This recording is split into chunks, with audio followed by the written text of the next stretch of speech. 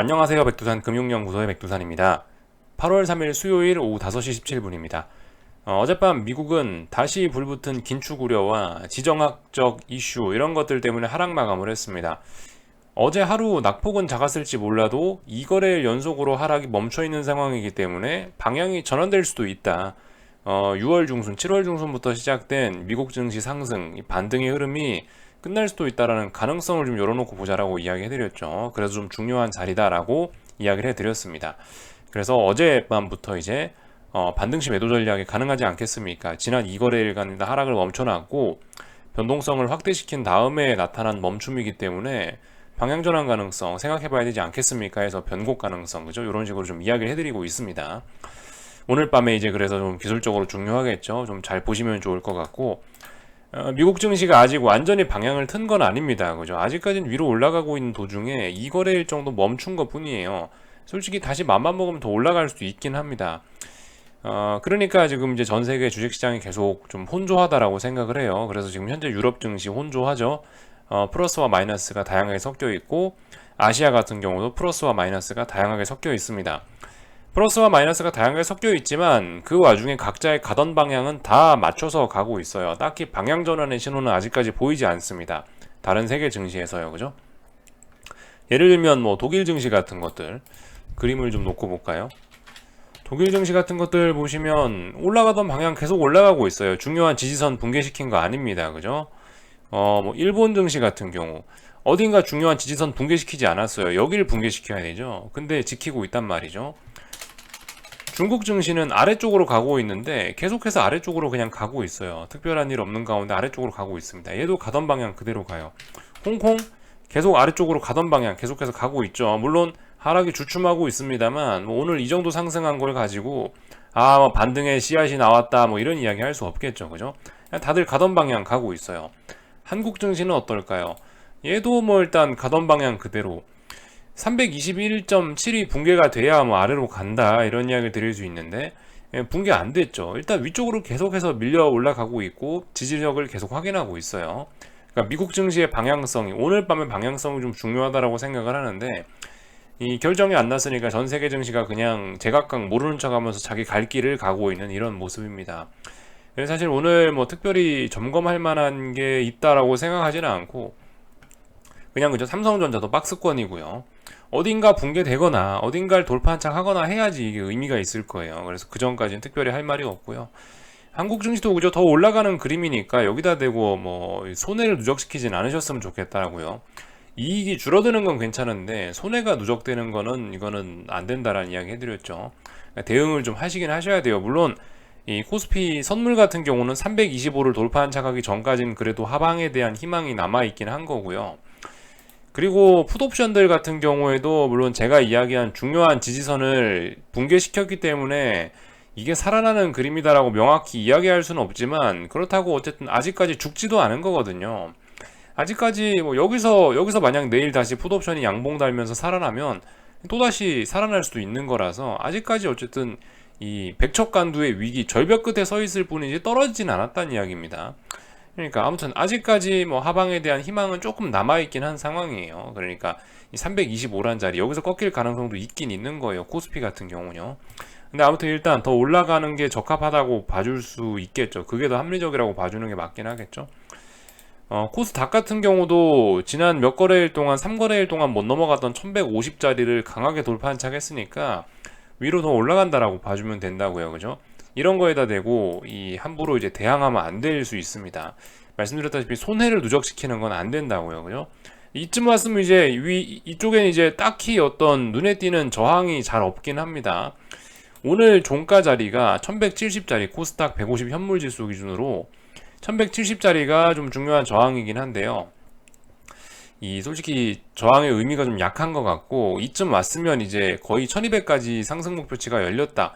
혹은 1210 정도까지 상승 목표치가 열렸다라고 보는 게 좀 합리적일 것 같긴 해요. 근데 갈지 안 갈지는 모르는 거고 미국이 꼬꾸라지면 꼬꾸라지는 거기 때문에 일단 뭐 더 올라간다라고 일단 봐주긴 봐주자고요.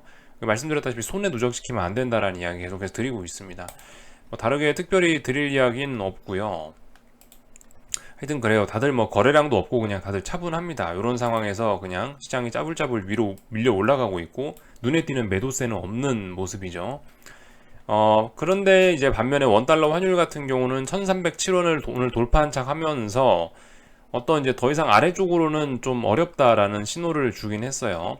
1307원짜리가 붕괴가 되면 이제 그래도 아래쪽으로 갈 수 있다는데 지난번 한 5, 6거래일 가량 여기서 어떤 버텼던 자리 이 자리가 저항이었는데 그 자리가 1307원이었는데 돌파한착 했으니까 위로 더 올라간다라고 봐주면 그냥 합리적이겠죠.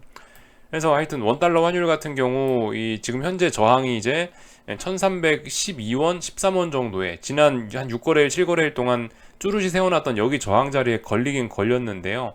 하여튼 1307원 돌파한착 했으니 일단 하반 경직성도 어느 정도 나오기는 한 것입니다.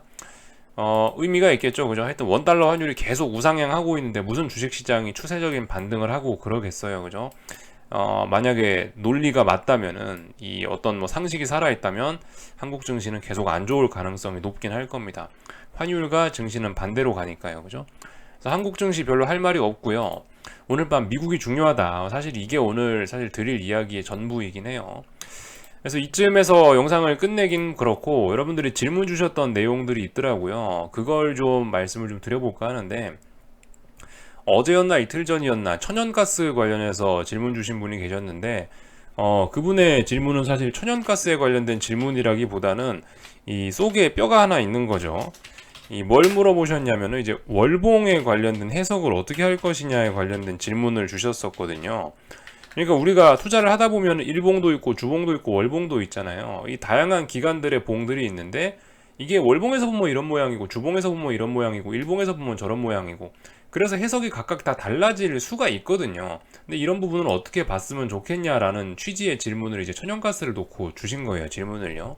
그래서 그와 관련된 부분 또 그리고 오늘 저기 더 다른 질문도 있었습니다. 어떤 분이 10년물 국채금리와 관련해서도 이 그런 비슷한 류의 질문을 주셨더라고요. 월봉에서 모양이 이런데 네가 이야기한 거 월봉까지 고려한 게 맞니? 라고 물어보시더라고요.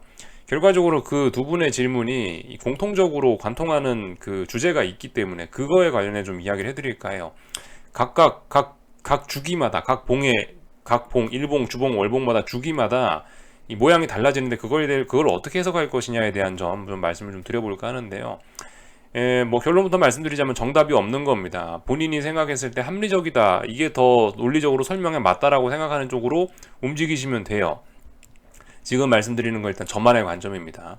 자, 천연가스부터 좀 시작을 해볼까 하는데 천연가스 일봉입니다. 그죠? 이건 일봉이요. 사실 저의 가장 큰 생각은 그래요. 뭐 어떤 투자의 기준이든 간에 전 일봉을 놓고 매매를 하셨으면 좋겠다고 생각합니다. 일봉이 모든 어떤 시장 판단의 근거가 돼야 된다라고 생각해요. 간혹가다 이제 너무 오래전의 역사, 뭐 수십 년 전의 역사 같은 경우는 일봉이 제공되지 않는 경우도 있어서 좀 큰 역사를 볼 때는 주봉과 월봉을 편의상 사용하기도 합니다만, 근데 저의 생각은 정석적인 어떤 분석의 기준은 일봉이 돼야 된다라고 생각해요. 하루 정도 단위가 투자자들에게 일반적으로 그냥 가장 대중적인 어떤 투자 판단의 기준이잖아요. 그죠? 분봉은 너무나 좀 디테일한 정보가 들어있는 것 같아서 저의 투자 성향과는 좀 맞지 않는 것 같고, 주봉, 월봉은 좀 너무 두루뭉술한 정보를 갖고 있어서 좀 디테일을 보기 어려운 측면이 있는 것 같고 해서 저는 일봉을 가장 많이 보고, 요걸 여러분들도 웬만한 기술적인 분석의 이 기본이 대부분 일봉입니다. 그냥 일봉 보시는 게 제일 맞긴 맞다라고 생각을 해요. 그래서 일봉을 보시면 천연가스 같은 경우 어떻습니까? 다양한 파동을 그리면서 이렇게 올라갔죠. 다양한 의미 있는 저점과 고점과 저점과 고점들을 만들어내면서 파동을 그렸고, 파동을 그리면서 다양하게 고점들을 확인했죠. 다양하게 고점들을 확인하면서 결과적으로 지금 일단 하락 추세로 일단 뭐 들어는 왔어요. 이걸 뭐라고 이야기할 수 있을까요? 일봉상으로 보면요, 다중천정형, 다중고점형이라고 표현할 수 있을 겁니다. 이걸 갖고 뭐 삼산이라고 이야기하기는 제 생각엔 좀 고점을 많이 테스트했죠. 그러니까 3번 이상이면 다중천장형이죠, 뭐. 그죠? 일단 이런 거 4번이나 테스트했으니까 일봉상으로 다중천장형이라고 하겠습니다. 그리고 저점이 여기가 중요한 저점이었다고 보는데요, 이 저점을 이번에 붕괴시켰으니까 저점과 저점이 낮아졌고, 그리고 최근에 이 오버슈팅으로 고점을 테스트했는데 고점과 고점이 낮아졌으니 일단 하락 추세로 들어왔다라고 일단 볼게요. 물론 근데 이제 그 명확하게 어떤 하락 추세다 이렇게 좀 주장하기는 조금 애매한 게 조금 더 보긴 해야 돼요, 사실. 지금 같은 경우는 솔직히 상승 추세가 끝났다라고 이야기하는 거 정도가 적합할지도 모르겠어요. 완전히 하락 추세다라고까지 세게 이야기하려면 여기서 좀 이렇게 파동을 몇 번 더 그리는 걸 봐야 된다라고 생각하긴 하는데요. 근데 제 생각에 이쯤 왔으면 이제 하락 추세로 전환이 거의 되지 않았습니까라고 이야기해도 뭐 큰 무리는 없을 것 같아서 일단 하락 추세라고 일단 이야기를 좀 드려볼게요. 약간의 추측이 들어간 거죠, 그죠? 오버슈팅 끼가 좀 보였으니까 전고점에 오버슈팅으로 도전했는데 윗골이 이렇게 길게 달렸으면 뭐 아마 죽었을 확률이 높겠죠. 그리고 뭐 전쟁 이슈 이런 것도 뭐 그렇고 인플레 뭐 수요 둔화 이런 거 생각해 보면 죽지 않겠느냐라는 생각이 들긴 해요. 그래서 지난번에 말씀드렸다시피 저 같으면 26일 날에 오버슈팅 나왔을 때 숏배팅을 한번 해보고 싶다라고 이야기를 한번 해드렸죠. 그래서 이 자리가 어떤 천연가스 숏배팅의 절대적인 어떤 아주 중요한 자리가 아니었겠느냐, 역사적인 자리가 아니었겠느냐라고 생각을 하면서 지켜보고 있습니다. 아직까지는 잘 가고 있고요. 아무튼 일봉에 관련된 부분을 좀 봤고, 월봉을 보면 어떻게 되냐, 이게 월봉을 보면 이런 모양입니다. 월봉으로 보면은 이거는 다중천장형이라고 할 수 없죠. 월봉으로 보면은 그냥 의미 있는 파동도 안 보이잖아요, 그죠? 의미 있는 파동도 없고 그냥 변동성이 확대된 그냥 그런 모습입니다. 이런 거 같은 경우는 그냥 어떻게 해석하면 될까요? 제가 맨날 말씀드리죠. 요즘 미국 증시 보면서 상승이 멈췄습니다. 상승이 하루 멈췄네요. 상승이 2거래일째 멈췄네요. 3거래일째 멈췄네요. 이런 표현 드리잖아요. 월봉에선 좀 그렇게 해석하시면 될 것 같아요. 쭉 상승을 하고 있었는데요. 여기서 한번 지금 최근에 와갖고 지난 4달 동안 어디를 못 넘었냐? 여기 8.26을 못 넘고 있네요. 여기 무려 4달 동안 이거 하나는 월봉이잖아요. 더군다나 일봉 하나와는 의미가 다르다고요. 무려 4달 동안 여기서 고점에 대한 테스트를 했는데요. 여기에 저항이 많이 쌓여서 밀리는 그림입니다. 4달 동안이나 여기서 싸웠기 때문에 여길 넘기는 쉽지 않을 거예요 라고 이야기를 드릴 겁니다. 물론 이게 월봉상에서 보면 이게 잘 안 보입니다. 월봉상에서 보면 아직도 건전한 상승 추세죠, 그죠? 아직도 상승 배팅 계속 하는 게 맞아요. 그냥 뭐 이런 관점으로 볼 수도 있다는 거죠. 월봉상으로 보면 저점과 저점, 고점과 고점 계속 높아지기 때문에 또 의미 있는 그런 게 안 보이잖아요. 여기서 저점과 저점 이렇게 연결할 수 있나요?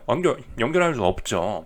그러니까 저점과 저점 연결하고 고점 연결하면 상승 추세예요. 그러니까 상승 추세라고 베팅하면 되긴 되는데 그런 논리도 맞긴 맞는데, 근데 제 생각엔 뭐냐, 이거 월봉이지 않냐. 4달 동안 여기서 고점을 못 넘고 4달 동안 저항을 누적시켰으면 통상적으로 못 간다고 보는 게 맞다라는 게 일단 저의 생각입니다. 저는 고점과 고점, 저점과 저점 높아집니다만 4달 동안 못 가고 가야 될 때 못 갔기 때문에 이거는 아무리 상승 추세라도 추세 전환의 가능성이 더 높다라고 이렇게 생각하는 게 더 합리적이라고 생각을 해서 이런 뷰를 말씀을 좀 드려봤습니다. 좀 차이가 좀 나죠. 일봉상에선 다중고점형이 보여지고 하락 추세 이런 것까지 보여지는데 물론 좀 더 확인이 필요하다라 말씀드렸지만, 근데 아무튼 월봉에서는 명확하게 다른 그림입니다. 그렇지만 중요한 건 뭐예요? 일봉이든 월봉이든 이 모든 해석의 근간은, 이 모든 해석의 근본은 지지와 저항이란 말입니다. 그죠? 방금 전에 뭐라 말씀드렸죠? 여기서 4달 동안 못 넘어갔네요 라고 이야기해드렸죠. 제가 일봉에서 다중천장형입니다 라고 이야기했던 게 결과적으로 뭐예요? 일봉에서도 여기 가만히 보니까 여기를 못 넘어갔네요. 여기 어딘가 8.9 여기 어딘가를 한 번, 두 번, 세 번, 네 번이나 테스트했는데 못 넘어갔네요. 그죠? 이게 핵심이라는 겁니다. 월봉으로 보나 일봉으로 보나 조금씩의 디테일이나 모양의 차이는 있겠지만 중요한 건 뭐다? 어딜 4달 동안 못 넘어갔다. 그리고 가야 될 때 못 갔다라는 거, 이런 점들 생각하실 필요가 있겠습니다. 이게 핵심인 거죠. 월봉에선 그림이 이렇게 보이고 일봉에선 그림이 저렇게 보이고의 차이가 있을 뿐이지 핵심은 같다라는 겁니다. 그래서 이렇게 일단 이야기를 한번 드려봤고요. 하나의 사례를 좀 더 보자고요. 오늘 10년물 국채금리 관련해서도 어떤 분이 질문을 주셨으니까 같이 좀 모양을 볼게요. 그분의 질문은 이거예요. 10년물 국채금리, 이게 월봉입니다. 이게 월봉인데요. 보시면 얼마 전에 큰 변화가 있긴 한 거예요. 지난 수십 년간의 사례를 살펴보면 대충 줄 그은 건데요. 딱 봐도 하락 추세선, 고점과 고점을 연결한 하락 추세선을 돌파한 척 했잖아요.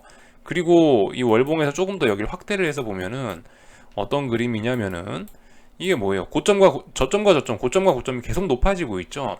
완연한 상승 추세란 말입니다. 그러니까 월봉상으로 보면 이거는 계속 올라간다라고 보는 게 엄청나게 합리적인 거죠. 그죠?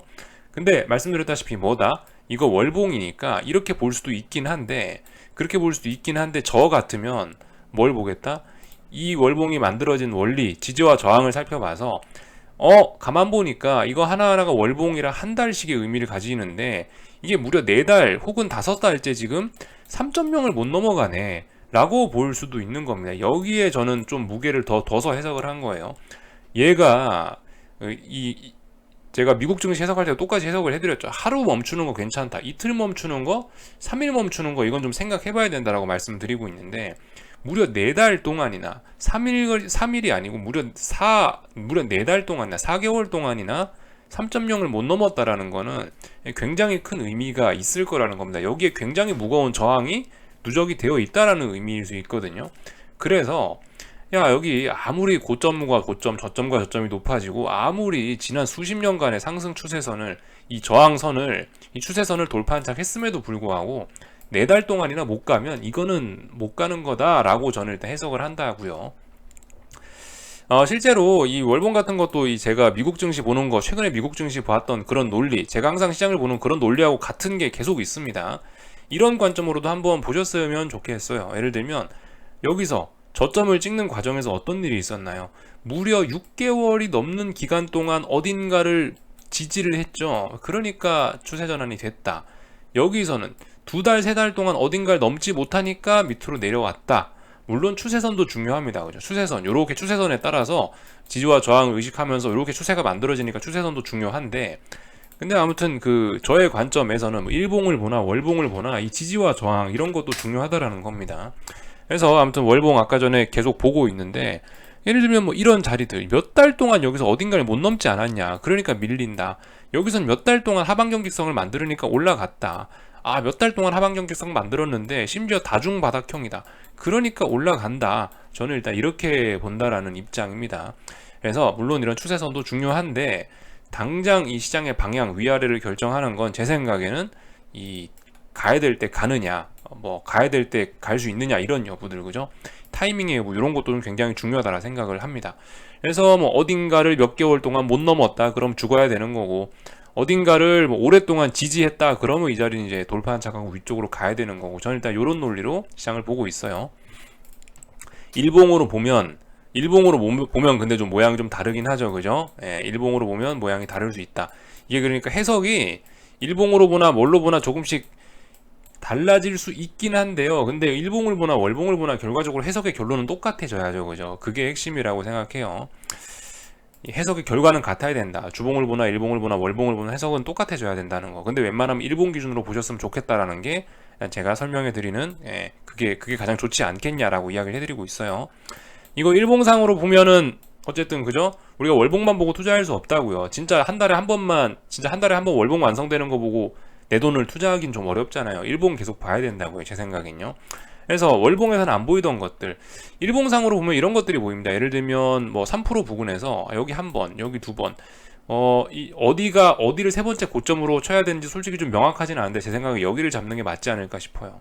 저 같은 경우는 뭐 여기도 좀 쳐야 되지 않을까 싶은데, 이래서 얘도 뭐 다중 고점형, 여기도 쳐야 되나? 하여튼 뭐 약간 애매한 부분이 있는데, 다중 고점형이라고 일단 보는 게 맞을 것 같고, 일봉상으로는요. 그래서 일봉상으로 보나, 이게 월봉상으로 보나, 월봉상은 4달째 3%를 넘지 못했습니다라고 이야기를 해드렸죠. 일봉상도 그러니까 어딘가를 약간 월봉과 기준은 달라질 수 있지만 어딘가를 얘도 결과적으로 몇 달 동안 못 간 거예요. 얘는 이제 다중고점형 패턴이 만들어진 거고, 그 월봉에서 보니까 어딘가를 4달 동안 넘지 못한 그림이 된 거고요. 그래서 어딘가를 붕괴시켰죠. 중요한 지지선을 붕괴시켰으니 일단 아래쪽으로 간다 라고 일단 봐주려고요. 물론 이게 상승 추세는 일단 끝난 겁니다, 그죠? 왜냐, 여기 저점과 저점이 낮아졌으니까 상승 추세는 끝난 거예요. 완전히 하락 추세다라고 이야기하기까지는 제 생각엔 몇 번의 파동을 좀 더 확인할 필요가 있긴 있는데, 아무튼 일단 상승 추세는 끝났고, 저의 추측은 이제 하락 추세로 전환될 것이다 라는 게 일단 저의 추측이에요. 제가 왜 금리를 하락 추세로 전환될 거냐라고 보는 데는 뭐 대략적으로 한 4가지 이유 정도가 있다라고 생각해요. 그러니까 그 기술적인 측면에선 일단 기술적인 측면에서 일단 상승 추세는 끝내놨으니까 일단 아래쪽으로 가겠다라고 일단 보긴 보고요. 이게 일단 경기 침체의 신호라고 일단 전 보고 있거든요. 왜 제가 경기 침체의 이유로 보냐, 왜 10년물 국채 금리가 하락 추세로 가는 게 경기 침체의 뜻을 많이 담고 있다라고 생각을 하냐면 이 주변 환경이 그렇죠. 장단기 금리차 역전 많이 됐죠. 10년물, 2년물은 역전폭이 갈수록 심해지고 있고 3개월물도 이제 거의 0에 가까워졌습니다. 장단기 금리차 역전은 경기 침체의 주된 신호죠. 예고죠. 그리고 국제유가 상승 추세가 붕괴됐다는 거. 95달러 붕괴됐으니까 상승 추세 붕괴라고요. 아직 완연한 하락 추세다라고 이야기할 수는 없습니다. 왜냐하면 얘도 몇 번의 어떤 파동을 더 확인해야 될 필요가 있다고 봐서요. 그거 국제유가가 죽고 있다라는 거. 또 그리고 뭐 말씀드린 PMI라든가 뭐 아니면은 뭐 이런 여러 경제 지표들이 좀 둔화되고 있다라는 거. 유럽에서 PMI 지표들 이런 거 막 50 아래로 막 나오고 있죠. 그런 것도 심심찮게 나오고 있고 그런 것들을 생각해 보면 한두 개가 아니잖아요. 그런 것들이 안 좋게 나오고 있다라는 것도 경기 침체로 보는 이유 중에 하나고. 그리고 결정적으로 달러 강세. 달러 강세가 나오면 금융시장은 위험 자산들은 부담이 될 수밖에 없다고요. 그죠? 이런 점들을 고려해 봤을 때 저는 10년물 국채금리의 하락 추세 전환이 좀 가속화될 것 같고 이게 경기 침체의 의미를 내포하고 있다, 강하게 내포하고 있다라고 믿고 있습니다. 그래서 금리와 관련된 이야기를 일단 좀 해봤고요. 근데 아무튼 이렇게 이제서야 막 10년물 국채금리가 얼마 전에서야 막 상승 추세를 끝낸 상황이기 때문에 아직까지는 완연한 하락 추세 이런 건 아니고 아직까지는 이제 증시나 금융시장이 고민을 하고 있다라고 봐요. 이거 완전한 경착륙, 완전한 연착륙, 뭘까? 이거에 대한 지금 고민을 하고 있다고요. 고민을 하고 있는 와중에 증시는 조금씩 밀려 올라가고 있고, 밀려 올라가다 지금 이제 FOMC 회의 끝나고 급등하고 멈춰가지고 이제 방향성을 오늘 밤에 전환할지 아니면 조금 더 버틸지 이런 걸 지금 고민하고 있는 상황입니다. 지금 자리가 금융시장에서 굉장히 좀 중요한 자리라고 할 수가 있겠죠. 지금 자리가 앞으로 몇 달간의 방향성을 결정할 수 있는 저는 일단 뭐 그런 자리라고 생각을 해요. 그래서 제가 미국 증시 보면서 뭐라 말씀드렸죠? 이번에 한 번쯤 좀 위험을 감수해 볼 만한 그런 가치가 있어 보이는 그런 자리라고 이야기를 해드렸죠. 예. 그런 표현을 제가 여기서 한번 썼고 그리고 여기선 저도 정신이 없어서 여기서 그런 표현은 못 드렸고 여기서 이제 다시 한번 혹시나 이번이 위험을 감수할 만한 그런 엄청난 찬스가 아닐까 싶다라고 여기서 다시 한번 좀 말씀을 드렸죠. 그러니까 이런 부분들 좀 잘 보셨으면 좋겠습니다. 변동성 지수 같은 경우는 24자리 돌파 안착할 수 있는지 여부 오늘 밤에 보시면 될 것 같고요. 그래서 오늘 이런저런 이야기들을 좀 해봤고 뭔가 하나 말씀을 더 드리려고 했는데 기억이 안 나니까 다음번에 기억나면은 말씀드릴게요. 일단 여기까지 하겠습니다. 궁금한 거 리플 남겨주시고요. 내일 아침에 뵙도록 하겠습니다. 여기서 마치겠습니다.